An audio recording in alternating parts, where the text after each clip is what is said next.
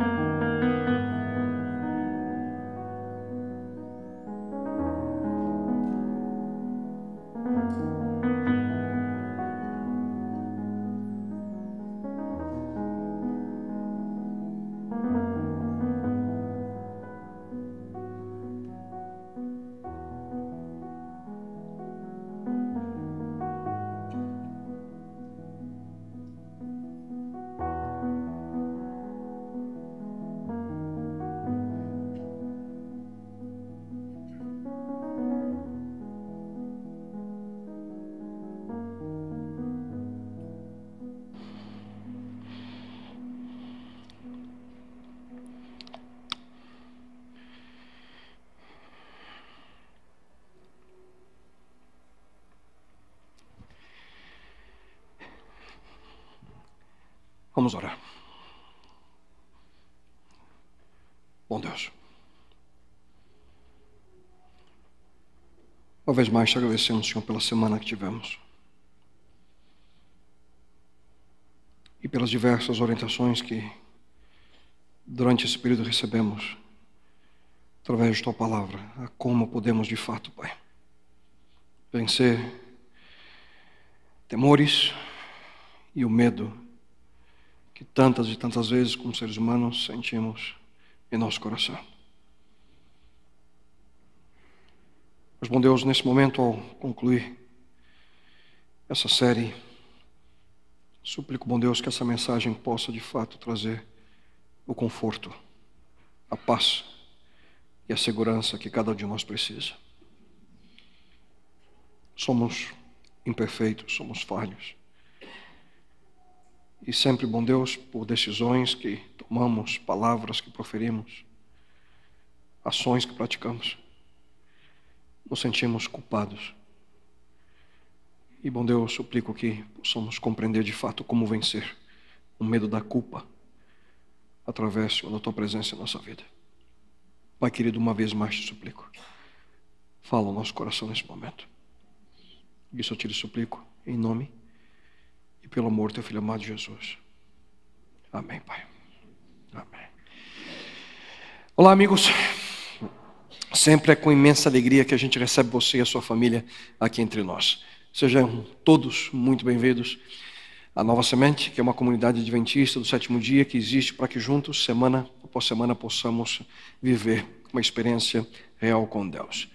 É aqui também que é gravado o programa Viva, que é transmitido semanalmente pela TV Novo Tempo. E eu aproveito esse momento para saudar você, telespectador, que nos dá o prazer da sua audiência. Bem, hoje nós chegamos ao final da atual série de mensagens intitulada Apenas Acredite. E nessa série nós buscamos aqui, na Palavra de Deus, a orientação, a motivação necessária para vencer muitos dos temores que nós temos em nossa vida diária. Nós vimos como vencer o medo do futuro, falamos sobre como vencer o medo do fracasso, como superar o medo da solidão, como passar pelos problemas relacionados com o medo da rejeição, como vencer o medo do compromisso. E também falamos sobre como vencer o medo da incerteza. Todas as mensagens dessa série, bem como as séries anteriores, estão disponíveis nos principais meios de comunicação da Nova Semente. Através do nosso website, você já sabe, www.novasemente.org, e também através do nosso app, que você pode baixar nos principais sistemas operacionais para tablets ou smartphones. Durante essa série nós temos repetidas vezes mencionado a importância, não apenas de memorizar, mas, acima de tudo, viver a experiência que nós encontramos no livro dos Salmos, mais precisamente no Salmo 56, 3. Então, pela última vez juntos nessa série, eu convido você a, quem sabe, repetir comigo o texto central, que foi o foco da nossa atenção durante essa série. Mas eu, quando estiver com medo, confiarei em Ti. Com a confiança de vocês nesse momento, eu acho que vai ser complicado. Vamos tentar de novo? Vamos lá? Mas eu, quando... Agora sim, agora dá para confiar de verdade. Portanto, nós temos visto que o antídoto ao medo é o que então? Confiança. Mas quando nós chegamos à última mensagem dessa série, nós não poderíamos deixar de lado um dos grandes e mais devastadores temores que nós sentimos como seres humanos. O medo da culpa. E elas não são poucas. São situações negativas que passamos no passado, que frequentemente trazem memórias que não permitem que possamos viver com alegria no presente e muito menos com esperança para o futuro. A culpa, a amargura, o ressentimento, o rancor, remorso, geralmente atrelado a situações que cometemos no passado. Quero compartilhar com você uma história a história da contaminação de uma cidade. O título da matéria que eu li e de onde trago os dados aqui a vocês, o título da matéria: Cidade americana é abastecida com água contaminada há quase 2 anos. E essa é a história da cidade de Flint, no estado de Michigan. Pasmem, mas com o objetivo de economizar. E depois busquei os dados que parece que a economia seria ao redor de 15 milhões de dólares. O governador, o nome dele é Rick Snyder, ele decidiu em abril de 2014 abastecer a cidade de Flint, no estado de Michigan, com a água proveniente de um rio local. E na água desse rio, ali o ácido, a contaminação, ao invés de utilizar a água que até aquele momento era trazida de um lago, também no estado de Michigan, que abastecia por anos, era a fonte principal de abastecimento daquela cidade. Então eles tomaram a decisão de inverter. Em vez de pegar a água do lago, que era uma água limpa, eles colocaram a água do rio, que era uma água, pelo contrário, corrosiva, uma água repleta de chumbo, que deteriorou de maneira profunda os canos ali da cidade. Esse aí, para você ter uma ideia, foi o que aconteceu em 2 anos com o encanamento da cidade. Isso expôs os habitantes ali ao envenenamento. O governo de Michigan foi acusado, queridos, de ter ignorado por meses as reclamações dos moradores sobre a cor amarelada ali da água, os indícios de contaminação da água, que chegava ali às casas de todas as pessoas, todos os prédios, como por exemplo aqui a água de um hospital. As pessoas recebiam esse tipo de água, reclamavam, não, a água está bem, só está um pouquinho assim, mas está ótima, dá para beber. Na foto que você vai ver agora, tem uma moradora com um galão de água contaminado com chumbo do sistema de abastecimento da cidade de Flint. O cineasta Michael Moore, famoso, conhecido, que coincidentemente nasceu na cidade de Flint. E aqueles que conhecem a obra do Michael, sabem que é uma pessoa que sempre ele pega temas que geralmente causam polêmica, e ele nasceu em Flint. Imagina se ele não ia pegar o tema da cidade dele. Ele começa a apresentar fatos chocantes sobre esse problema. Eu fui ao site do Moore, e ele afirma que escutem isso, poucos meses depois da mudança, eles mudaram do lago para o rio, poucos meses depois, a direção de uma das fábricas da General Motors, que fica na cidade de Flint, perceberam como coisa estava errada com os motores. Eles lavavam peças na fábrica e perceberam que os motores estavam ficando como que corroídos. A água causava corrosão no bloco dos motores dos automóveis que eram montados ali naquela fábrica. E a direção da fábrica foi até o governo de Michigan reclamar. Escuta o que está acontecendo na água que vocês estão dando aqui a gente. E o governador, então, decidiu recolocar a fábrica da General Motors num sistema anterior de abastecimento. Eles pagaram, só para fazer essa troca, quase $500 mil, $500 mil. Então, com isso, enquanto toda a cidade de Flint continuou a receber água do rio Flint, o único endereço na cidade que recebia água limpa era o endereço da General Motors. Interessantíssima essa decisão, não? É difícil hoje avaliar com precisão os efeitos devastadores dessa contaminação. Alguns afirmam que as crianças de Flint são, pelo menos, a população é quase 100 mil habitantes. 9 mil crianças com a idade inferior de 6 anos, que já estão entre as mais pobres dos Estados Unidos pelas dificuldades financeiras que essa cidade tem vivido. Agora elas vão ter que levar a vida inteira com dor, danos cerebrais irreversíveis pelo chumbo, um QI mais baixo por causa dessa terrível catástrofe que aconteceu. Na verdade, o tema até hoje, ele tem sido muito falado. Coincidentemente, Flint fica próximo de onde eu moro. E nós, no seminário, por semanas consecutivas, todos tentavam ali, através de doações, nós doávamos água em garrafinhas para que pudéssemos levar à população. Toda a água que eles utilizam precisa ser água que vem em garrafinhas, para tomar banho, para tudo. Uma situação triste. A recém-eleita prefeita de Flint, o nome dela Karen Weaven, ela afirma que os custos para desfazer o dano da contaminação, para refazer todo o sistema de infraestrutura e tratamento médico populacional deve ficar ao redor de 1 bilhão e 500 milhões de dólares. O custo de uma decisão para economizar 15 milhões, vão ter que gastar 1 bilhão e 500 milhões de dólares, fora dos prejuízos físicos àquela cidade. Lendo um pouquinho mais, o que acontece agora é que ninguém quer morar em Flint, e aqueles que possuem imóveis, sabe quanto custa os imóveis? Nada. Não conseguem vender por preço algum. Imagine só a tragédia. Essa é a triste história de uma cidade de 100 mil habitantes que foi inteiramente contaminada.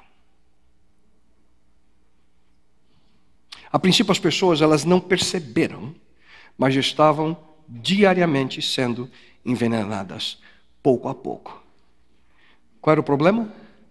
A fonte estava contaminada. Eu lembrei dessa história de Flint, porque na nossa experiência, e ouçam com atenção o que eu vou dizer agora. Na nossa experiência como seres humanos, algo muito similar acontece quando nós permitimos que coisas negativas contaminem nossa vida. Às vezes nós não percebemos.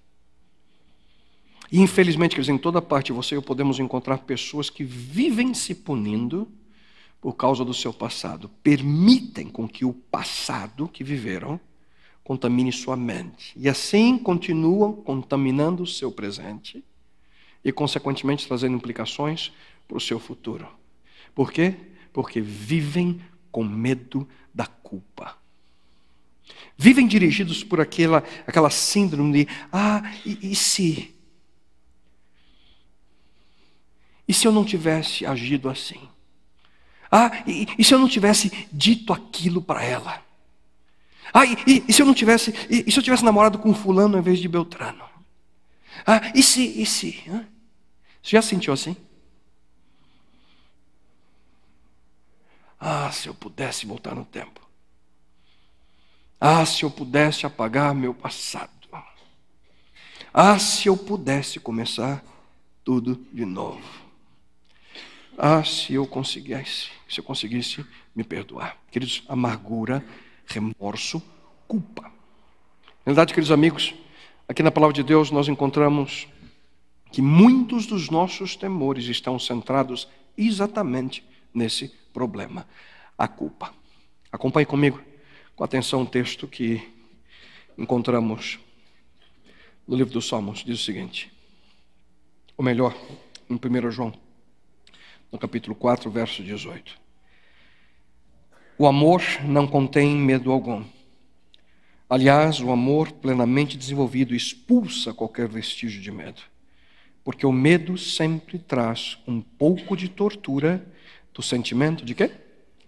De culpa. Percebeu? Porque o medo sempre traz um pouco de tortura do sentimento de culpa.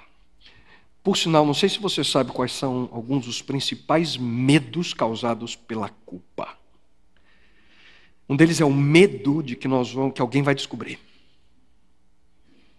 Isso fica nos perseguindo. Um outro medo é o medo de que, como consequência, quando descobrirem, vão rejeitar a gente. Estou perdido. Um terceiro medo é o medo de que alguém, quando descobrir, além de rejeitar, vai de alguma forma agir com vingança conosco. Vai retaliar aquilo que fizemos. E um quarto medo é o medo de que Deus vai nos condenar. Mas me permita fazer um breve comentário nesse momento. Nós vivemos num universo que é regido por certas leis que são imutáveis. Já mencionei durante essa série a você A lei da colheita, né? Se você planta laranja, o que nasce? Laranja. Se você planta banana, nasce banana. E quando nós quebramos algumas dessas leis, as consequências são inevitáveis. Por exemplo, a lei da gravidade. Se você pula da janela, o que acontece? Você cai. É a consequência natural. Mas quando nós infringimos as leis que regem as dimensões morais, as leis que regem as dimensões espirituais da nossa vida, nós também nos deparamos com consequências. Só que muitas delas, as consequências são perceptíveis, outras causam a nós culpa. É uma das consequências. Você faz algo que sabe não deveria ter. Quando você sente esse sentimento de culpa, é que de certa forma você sabia que não deveria ter agido dessa forma. Ah, pastor, muito obrigado por me lembrar. Agora que eu estou perdido mesmo, né? Como é que eu vou viver agora com a culpa? Você está dizendo que não tem jeito? Espera só um pouquinho. Só que Deus não quer que você e eu vivamos assim. Essa é a boa nova. A mensagem especial que eu tenho para você hoje. Ouça só o que nós encontramos no Antigo Testamento. Mais precisamente no livro dos Salmos. Como é feliz aquele que tem as suas transgressões perdoadas e os seus pecados apagados. Como é feliz aquele a quem o Senhor não atribui culpa e em quem não há hipocrisia. Como é feliz aquele a quem o Senhor não atribui culpa e em quem não há hipocrisia. A realidade, queridos, é que, de certa forma, todos nós, mais cedo ou mais tarde, nós sentiremos algo assim, pela simples razão de que nenhum de nós é perfeito. No entanto, isso não significa que nós temos que viver dirigido por esse sentimento de culpa. Como é mesmo o texto que nós acabamos de ler? Como é feliz aquele que tem suas transgressões perdoadas, seus pecados apagados. Como é feliz aquele a quem o Senhor não atribui culpa e em quem não há hipocrisia. Tenho certeza que alguém deve estar pensando agora, será que isso é possível de fato alcançar? Será que é possível viver sem culpa? Será que é possível viver sem remorso no nosso coração? Será que é possível viver sem esse sentimento de autopiedade? Ai, coitadinho de mim, estou perdido.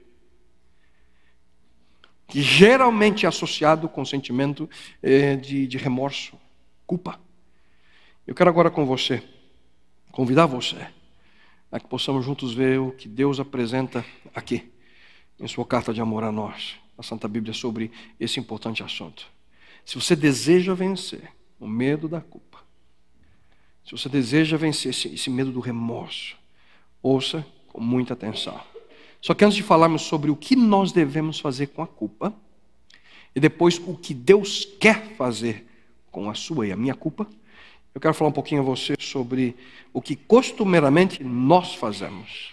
Normalmente é isso que a gente faz quando a gente sente remorso. O que as pessoas geralmente fazem quando se sentem culpadas. Geralmente, um dos primeiros passos, atitudes que as pessoas tomam, elas escondem ou tentam esconder a culpa. Já por acaso escutou alguém dizendo assim, você tem que enterrar o passado, deixa para lá. Já escutaram isso? Já escutaram ou não? Só que o passado é cercado de culpa, não adianta tentar enterrar, ele ressuscita. É que nem filme de terror. Ele vem atrás de você.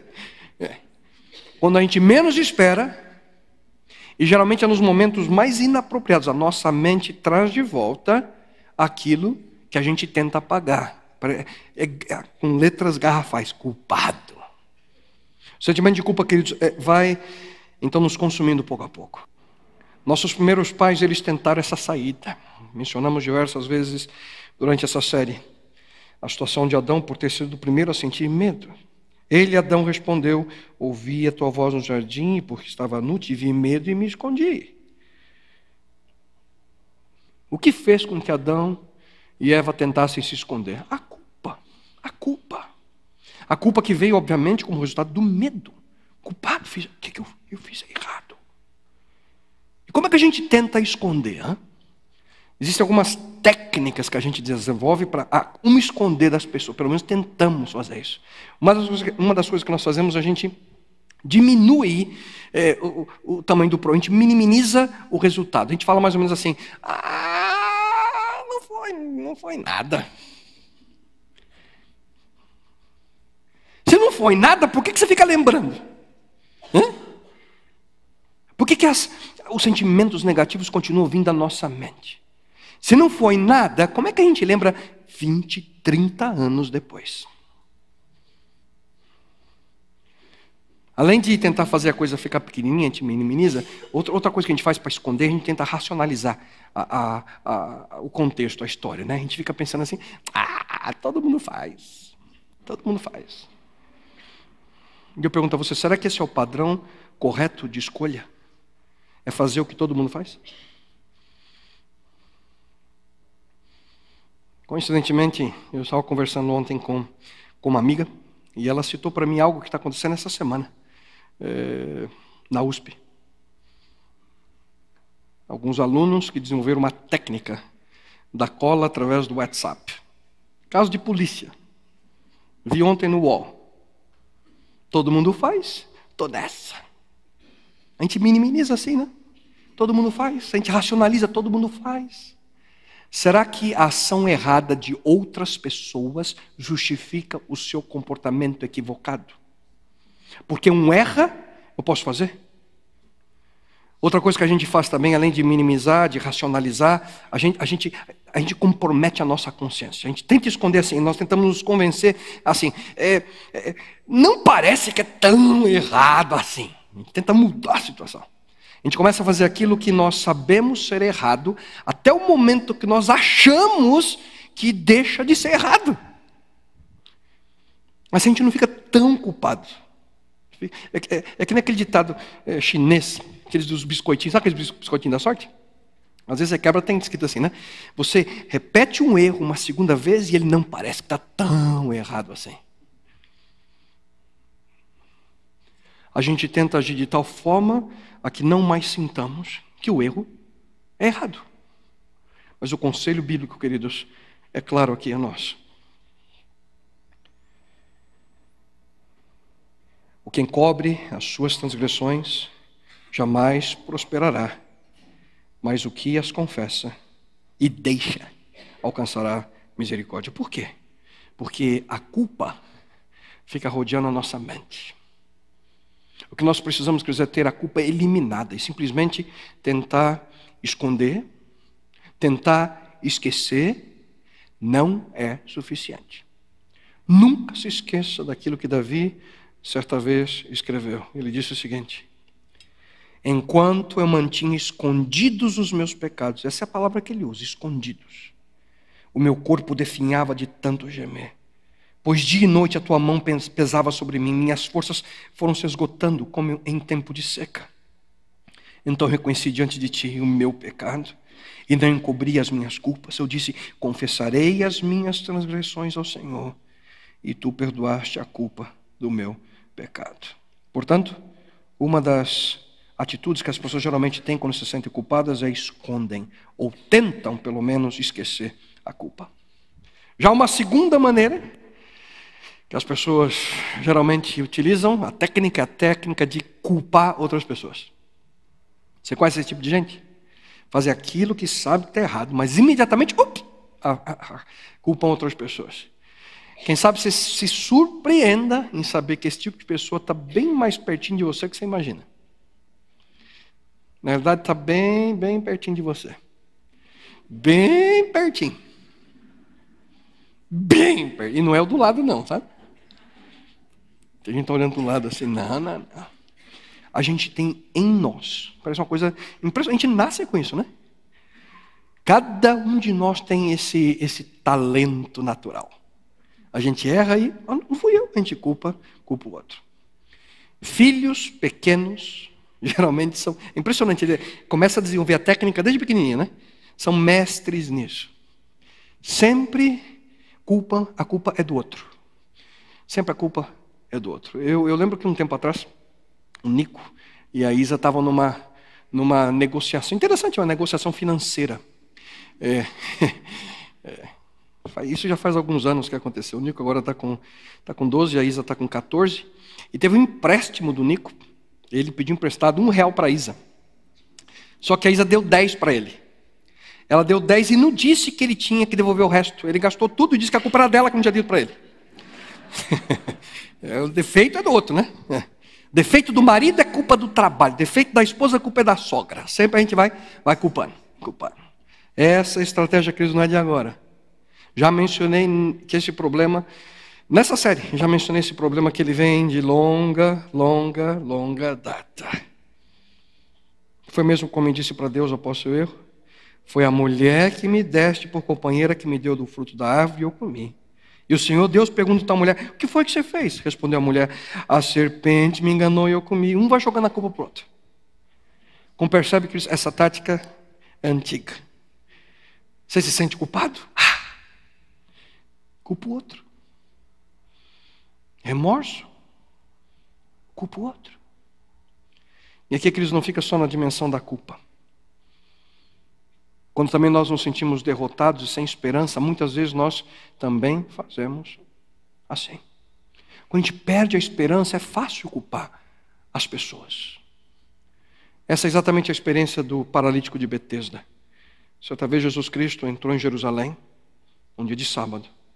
E havia um local na cidade na qual pessoas doentes ficavam, porque havia uma lenda, uma fábula de que quando aquelas piscinas tinham água agitada, era como se um anjo mexesse, o primeiro que pulasse na água era curado.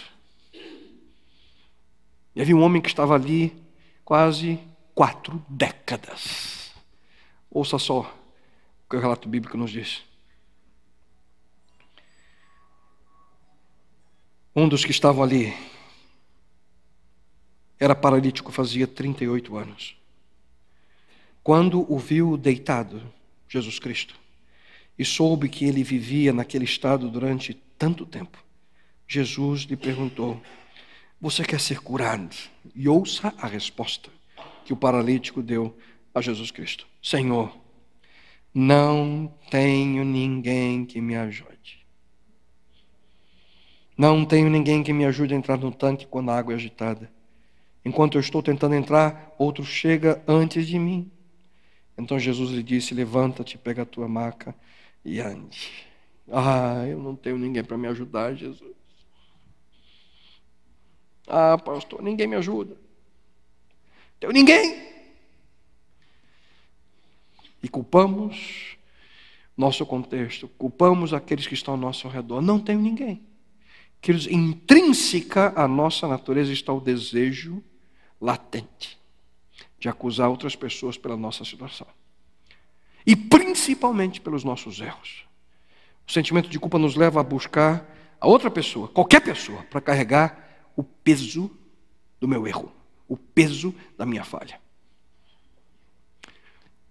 E vamos ser bem sinceros aqui, quem que você está culpando? Quem você culpa pela sua infelicidade? Quem você está culpando por causa dos seus problemas? E alguns falam, se eu tivesse um chefe diferente. Se meu marido mudasse. Se a minha mulher agisse de outra forma. A lista é longa. Se meus filhos, meus primos, meu vizinho, minha namorada, minha sogra. A gente quer que todo mundo mude. Quem você está culpando? Quem que você está culpando pelos seus erros? Queridos, intrínseca à nossa natureza, repito, está esse desejo de culpar outras pessoas. Outras pessoas, culpando as pessoas. Culpando as pessoas de maneira constante. Queridos, ouçam com atenção. A situação que geralmente nós começamos a culpar, chegamos ao ponto extremo de culpar o próprio Deus. Ouça, o homem tolo estraga a sua própria vida e depois, revoltado, joga a culpa sobre o Senhor. Portanto, uma das maneiras que as pessoas fazem é tentar esconder seus problemas, sua culpa, culpam outras pessoas, mas há também uma outra maneira. Alguns punem a si mesmos, se martirizam, se autopunem em virtude dos seus erros. Preste atenção na experiência que também encontramos na vida de Davi. Diz ele: as minhas culpas me afogam. São como um fardo pesado e insuportável. Estou encurvado e muitíssimo abalado. O dia todo saio vagueando e prateando. Sinto-me muito fraco e totalmente esmagado. Meu coração geme de angústia.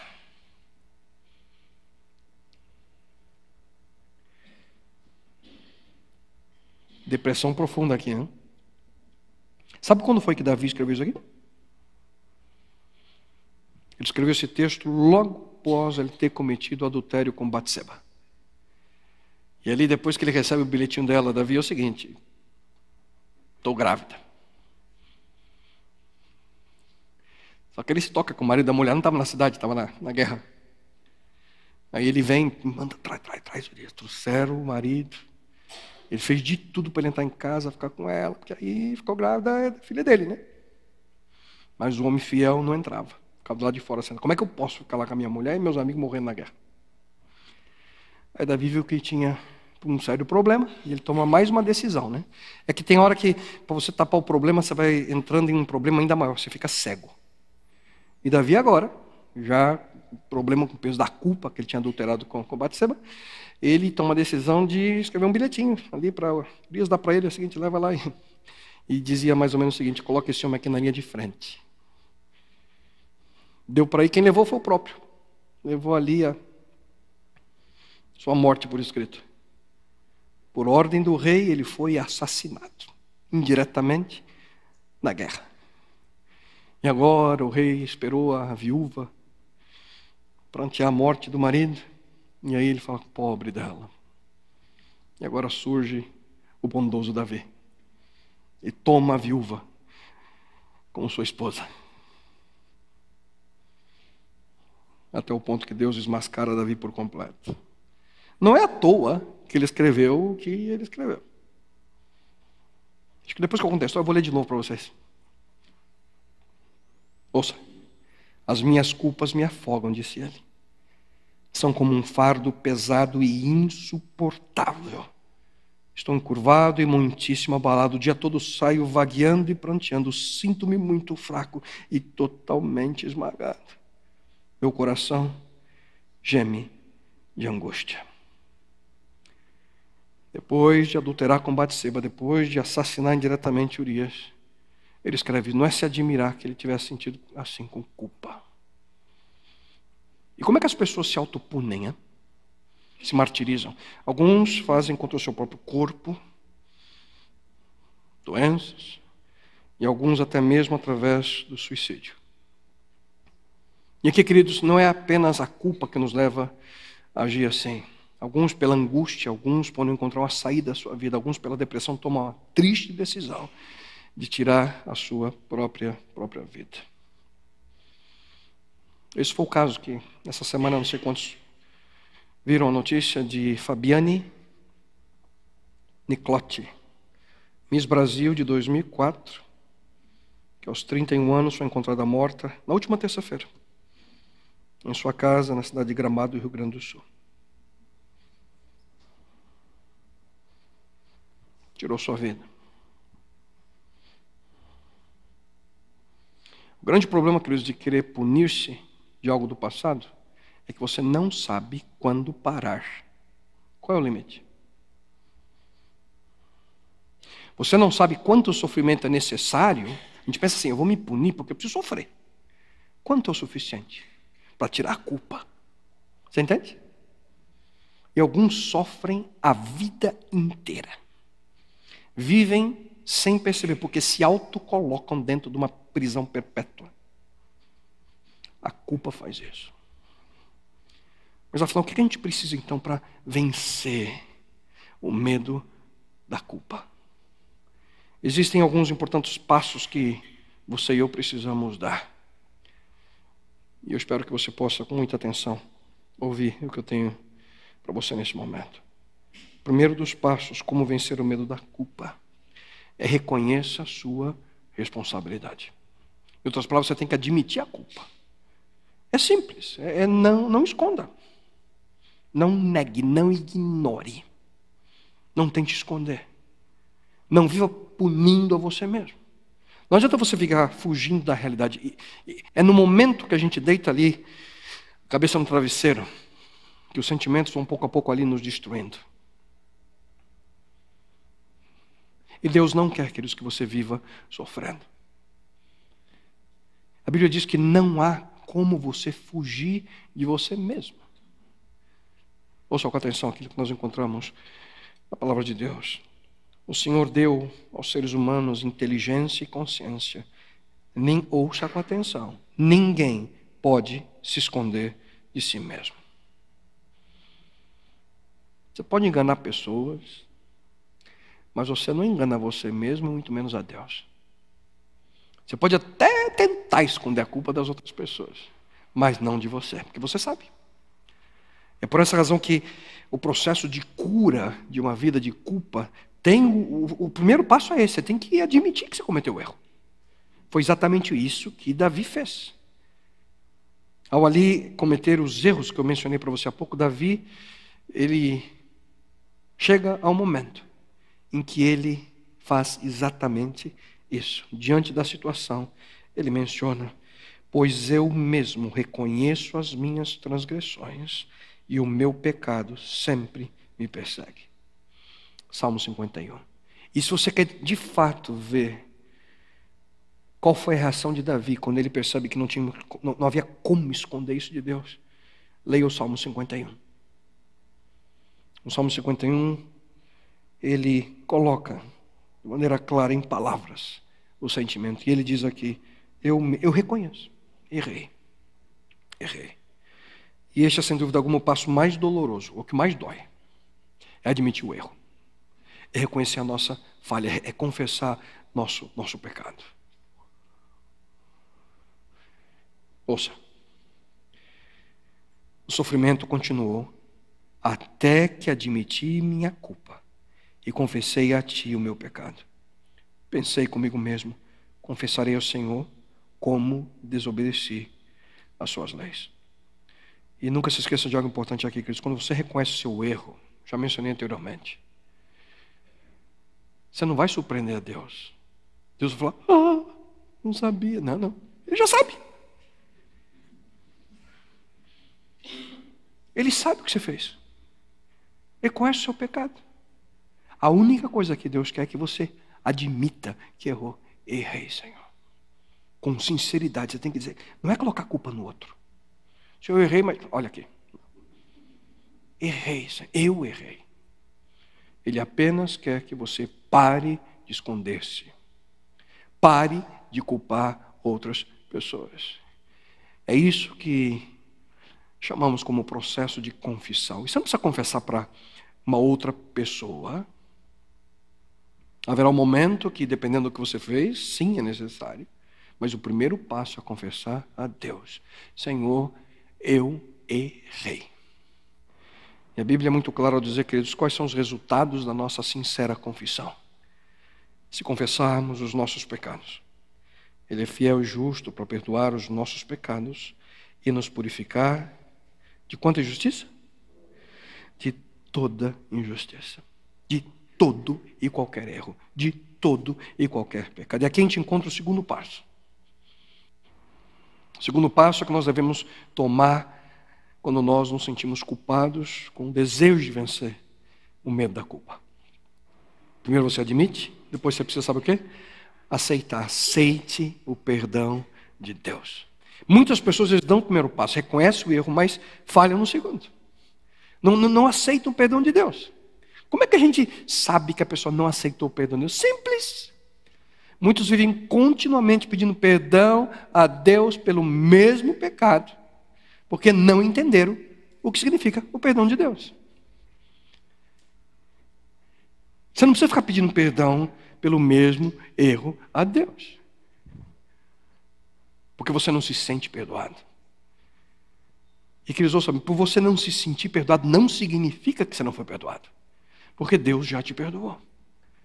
Ouça com atenção aquilo que Paulo escreve exatamente sobre essa questão relacionada ao perdão. Sim, todos pecaram, todos fracassaram e não puderam alcançar o glorioso ideal de Deus. No entanto, Deus nos declara agora sem culpa das ofensas que lhe fizemos, se, o quê? confiarmos em Jesus Cristo. Aqui vem de novo, para vencer o medo, você precisa confiar. Da mesma forma, para vencer o medo da culpa. Cada vez que você pede perdão por algo que já foi perdoado, você está demonstrando falta de fé. Isso significa que você ainda não compreende como é o perdão de Deus. E aí vem a pergunta, pastor, mas tá bom, diz para mim, como é que é o perdão de Deus então? Como é o perdão de Deus? Pelo menos algumas realidades sobre o perdão de Deus a nós. A primeira delas é que o perdão de Deus, queridos, é instantâneo. Instantâneo. Deus não diz que você precisa sofrer um pouquinho antes de ser perdoado. Nós aqui gostamos de fazer, a gente faz a pessoa sofrer, né? Antes de perdoar. Deus não fica remoendo a nossa transgressão, como a gente adora fazer, né? Não, Deus nos perdoa no momento que você pede perdão. E Davi nos assegura, queridos, através também da sua experiência e da iluminação de Deus a ele, a nós, tu, ó Senhor, és bom e pronto a perdoar. Deus está sempre pronto a nos perdoar, disposto a nos perdoar. E o segundo ponto, além de ser instantâneo o perdão de Deus, o perdão de Deus também é completo, queridos. Deus deseja transformar a nossa vida completamente, não é só um pedacinho. Ouça, como diz o texto bíblico, como o Oriente está longe do Ocidente, assim Ele afasta para longe de nós a nossa transgressão. Qual que é a distância do Oriente para o Ocidente? Hein? Qual que é? É do outro lado. A Bíblia está dizendo o seguinte, essa distância aqui. É assim que Deus afasta de nós a nossa transgressão. Não tem fim. Assim é o perdão de Deus.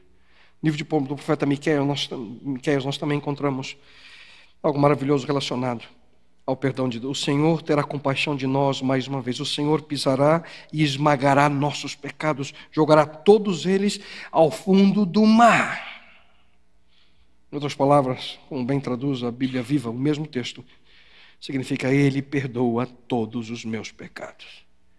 E se isso ainda não é suficiente para você, ouça o que Isaías escreveu, voltem para o Senhor nosso Deus, pois Ele tem compaixão e perdoa como? Completamente. Deus quer nos dar uma nova mente, uma mente purificada, uma mente limpa da culpa do pecado. E que em um dos mais extraordinários e lindos textos do Antigo Testamento, Deus disse, venham, vamos refletir juntos, diz o Senhor.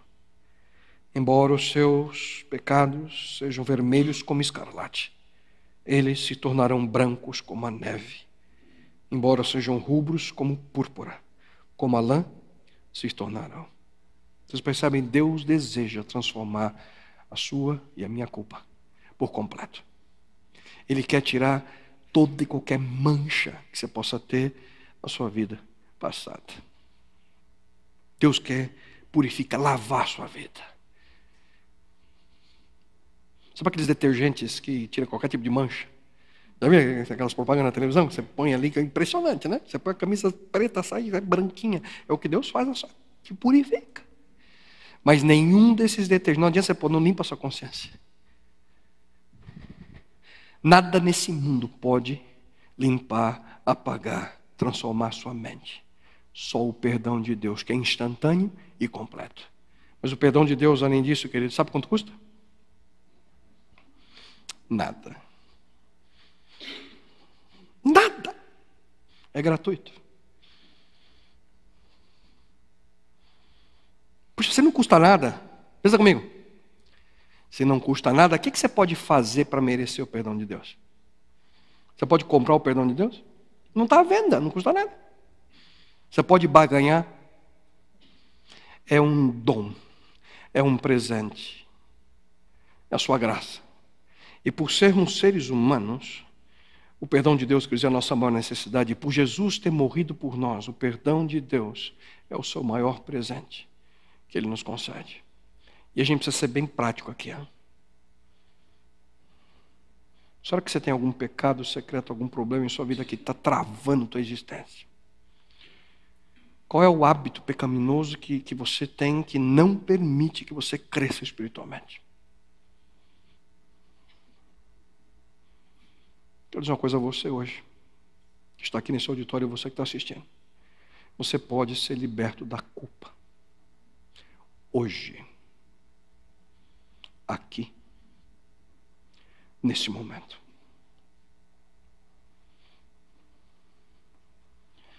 Preste muita atenção, queridos, nessa maravilhosa promessa. Pois pela morte de Cristo na cruz, nós somos libertados. Isso é o nosso pecado. Os nossos pecados, melhor, são perdoados. Como é maravilhosa a graça de Deus. E, queridos, essa aqui é a verdade fundamental do cristianismo.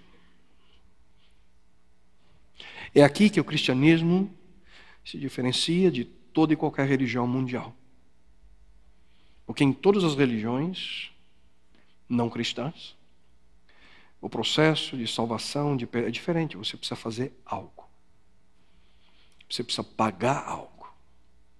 Você precisa sofrer, você reencarnar, algo você precisa fazer. Só que no cristianismo é diferente. Deus leva a sua e a minha culpa.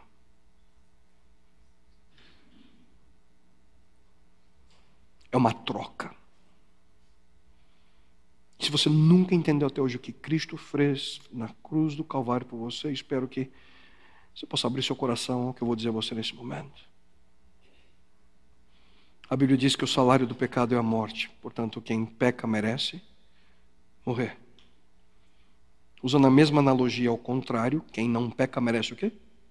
Viver. Cristo veio a este mundo viver uma vida sem pecado. Então não merecia morrer. Mas através de Jesus Cristo e do sacrifício que Ele permitiu com que fizessem a Ele mesmo.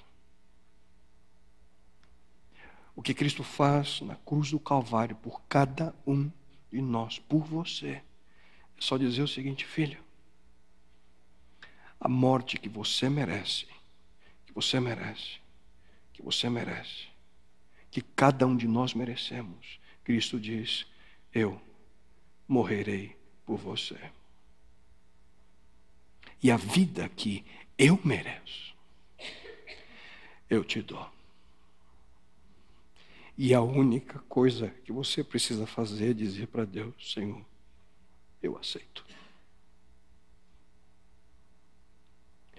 A cruz, portanto, é o fundamento de tudo aquilo que Deus fez. A cruz é o fundamento de tudo aquilo que Ele faz e fará por você no futuro. É apenas aceitar. Portanto, você precisa reconhecer a sua culpa. Aceitar o extraordinário perdão de Deus. E o terceiro e último passo que eu quero mencionar a você nessa noite é que você precisa perdoar a você mesmo. E aqui a gente encontra outra dificuldade que muitos enfrentam. Algumas pessoas, elas até mesmo conseguem reconhecer sua culpa, pedem perdão a Deus, mas não conseguem perdoar a si mesmas. E com isso vivem presas ao passado e, portanto, não conseguem ter os olhos focados no presente e sequer conseguem olhar para o futuro.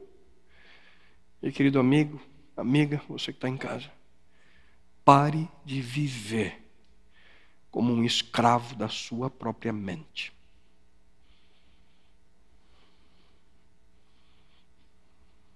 Ouça o que Deus diz. Esqueçam o que se foi. Não vivam no passado. Deus está dizendo isso para você hoje. Esqueçam o que se foi, não vivam no passado. Ele está dizendo: para de olhar para o passado. Não foque a sua atenção naquilo que você não pode mudar. Eu já o perdoei. Perdoe-se a si mesmo. Só que muitos vivem na dúvida se Deus realmente o perdoou. E aqui eu digo a você também: não coloque um ponto de interrogação naquilo que Deus já pôs um ponto final.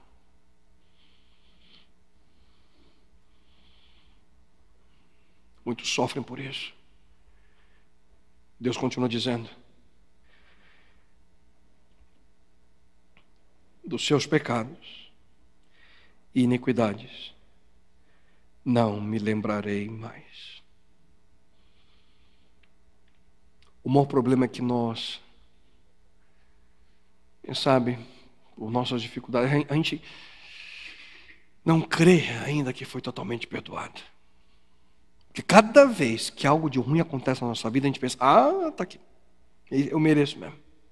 Deus está somente pagando de volta o que eu fiz no passado. O que é isso? Culpa. Só que Deus não age assim. Se você já o aceitou na sua vida, se você aceita o que Ele fez por você, não é assim que as coisas funcionam. A Bíblia é muito clara em dizer, queridos, portanto, agora já não há condenação para os que estão em Cristo Jesus. E qual é o segredo desse texto que eu acabei de ler para vocês? Diz que não há condenação para os que...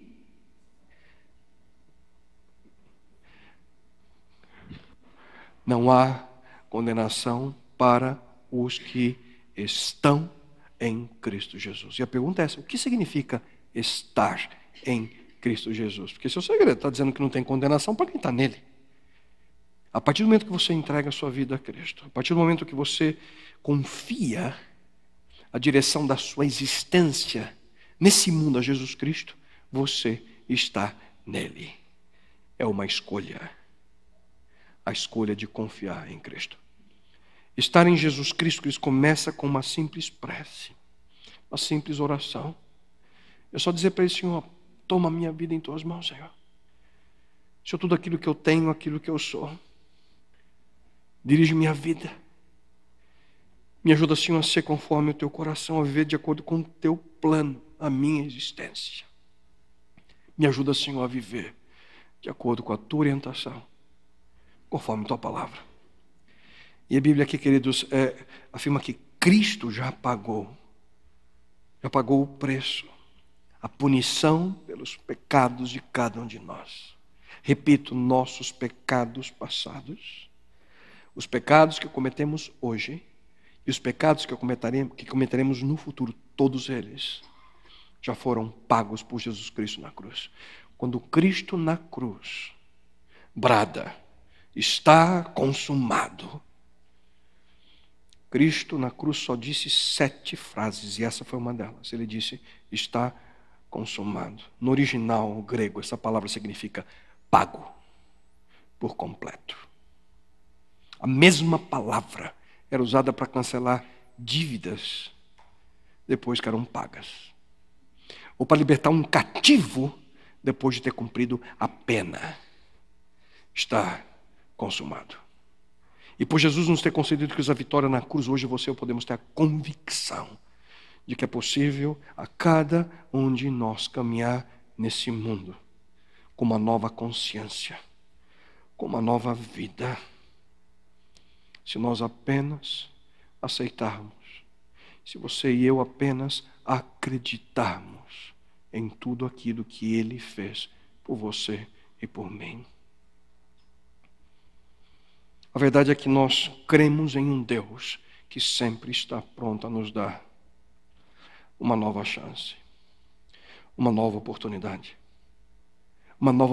de fazer as coisas que são corretas, porque isso faz parte da natureza dele. É quem Deus é, o Deus de uma nova oportunidade, o Deus da graça, o Deus da restauração.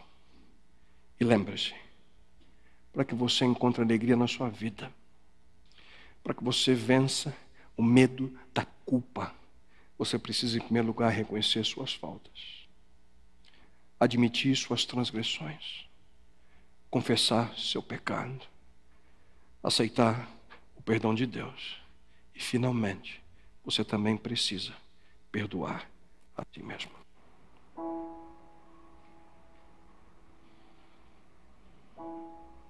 Medo. Medo da culpa.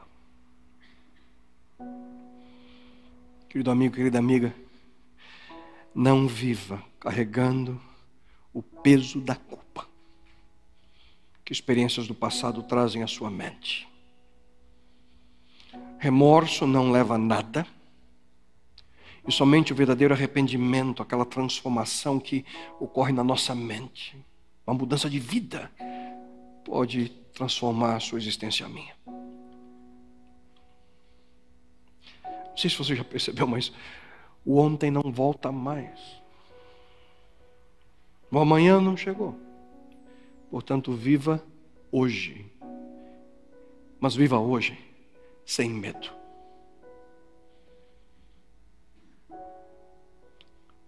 Quando começar? Agora. Onde? Aí mesmo onde você está. Sentado nas poltronas, cadeiras desse auditório. Ou aí na sua casa, no seu escritório, na escola, não sei onde você está. Agora você pode mudar a sua vida. Só que você não pode mudar situações que já não voltam mais. Você precisa recomeçar. Só que dessa vez você tem que recomeçar não sozinho. Por isso que você tem que, em humildade, pedir a direção de Deus à sua vida. Não há outra forma. Você precisa permitir que Deus mostre o caminho que você tem que trilhar. Mas você pode estar pensando, pastor, você não me conhece, hein? Você não faz ideia de tanta besteira que eu já fiz na minha vida. Você não faz ideia do tamanho da culpa que eu carrego.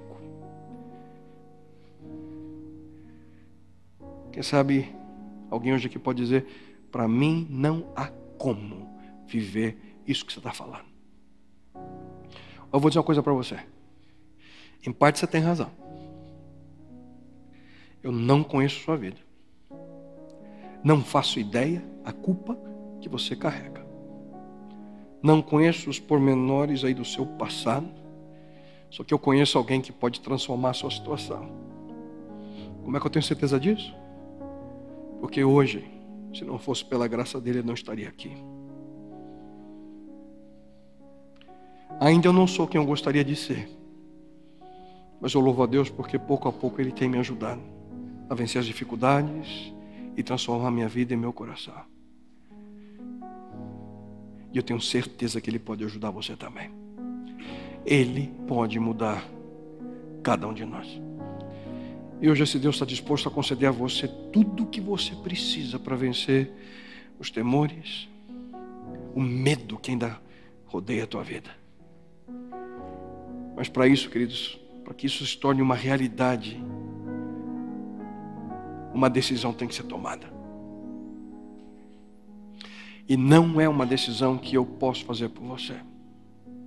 É uma escolha que você precisa fazer por si mesmo.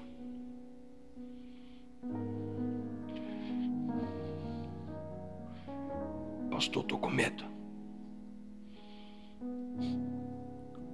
Eu também tenho, às vezes eu tenho medo.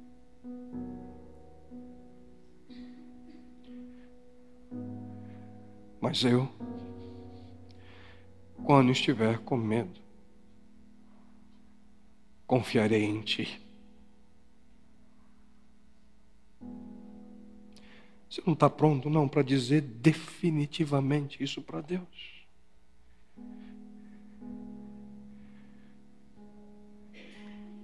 Não deixe de ouvir o convite, queridos. O convite que mais uma vez Ele faz para você e para mim. Não tenha medo. Apenas acredite.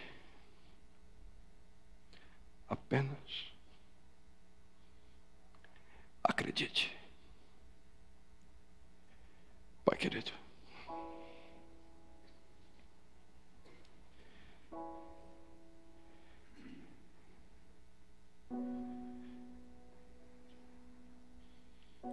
Senhor, nós não queremos sair desse lugar hoje.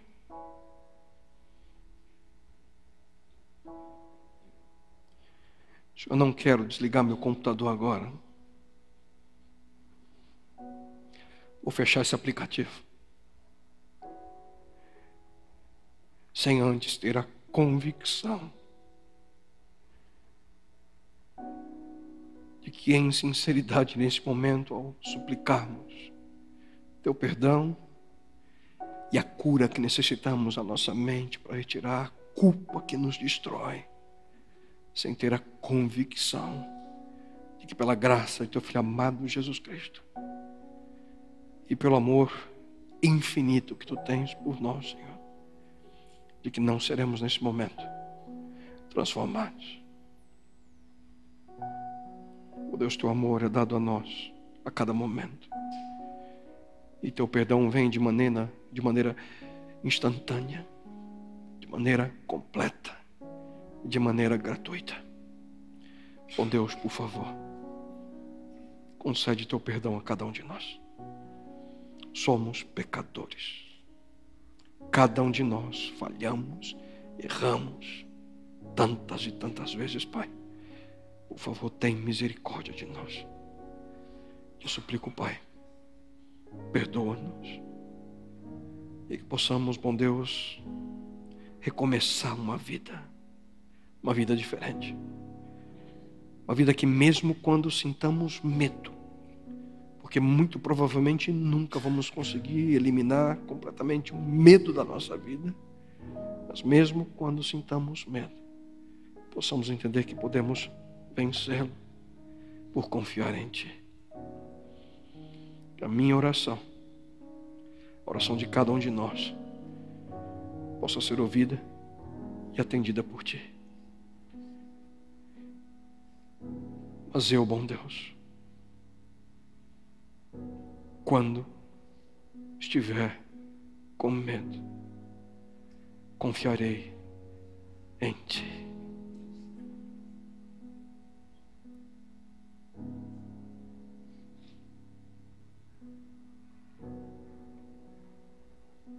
Não tenha medo, filho. Não tenha medo, filha. Que possamos ouvi-lo, Pai, dizer a cada um de nós: apenas acredite. E que essa seja a minha, a nossa história. A nossa história contigo, bom Deus, não somente hoje, mas até quando poderemos ver teu Filho amado Jesus Cristo cumprindo sua grande promessa, vindo a esse mundo nos resgatar. E é no nome dele que suplico, bom Deus, essas bênçãos e te agradeço, hoje e sempre. Amém, Senhor. Amém, Pai. Amém, bom Deus. Amém.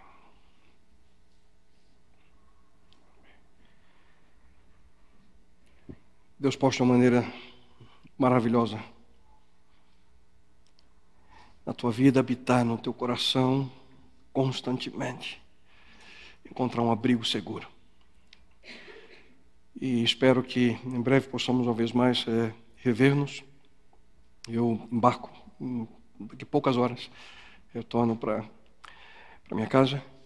E quero agradecer a você que esteve conosco durante essa semana. Eu sei que muitos de vocês não perderam nenhuma noite, estiveram aqui durante toda a semana. E espero que algo especial você possa levar ao seu coração. Você não precisa viver com medo. Confie no Senhor. Que Deus o abençoe. E vejo vocês em breve. Tchau.